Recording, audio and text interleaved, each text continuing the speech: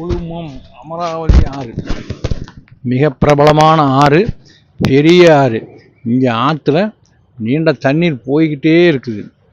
இங்கே பாருங்கள், எத்தனை பேர் குளிச்சுட்டு துணி துவைச்சிக்கிட்டே எல்லாம் இருக்காங்க பார்த்தீங்கன்னா, நிறைய இருக்கிறாங்க. இந்த தண்ணி இப்போ நிறையா போகிறதுனால இன்றைக்கி செவ்வாய்க்கிழமைங்கனால நம்ம இறந்த முன்னோர்களுக்கெல்லாம் திதி கொடுக்க எல்லாம் வந்திருக்கிறாங்க. இங்கே வந்து முன்னோர்களுக்கு திதி கொடுத்து அவங்கள ஆத்மா சாந்தி அடைய வணங்கிட்டு போவாங்க. இங்கே வந்து அந்த பிண்டத்தை கொண்டு போய் ஆற்றுங்களில் கரைச்சா நம்ம முன்னோர்கள் நம்ம சாபத்திலிருந்து விடுபடலாம்னு நம்பப்படுறாங்க. இங்கே இப்பொழுது ஒருத்தர் திதி கொடுத்துட்டு இருக்கார். இப்போ ஆற்றங்கரை ஓரத்தில் கொண்டு ஆற்றுக்க கொண்டு விட போகிறாங்க. நீங்களே பாருங்கள்.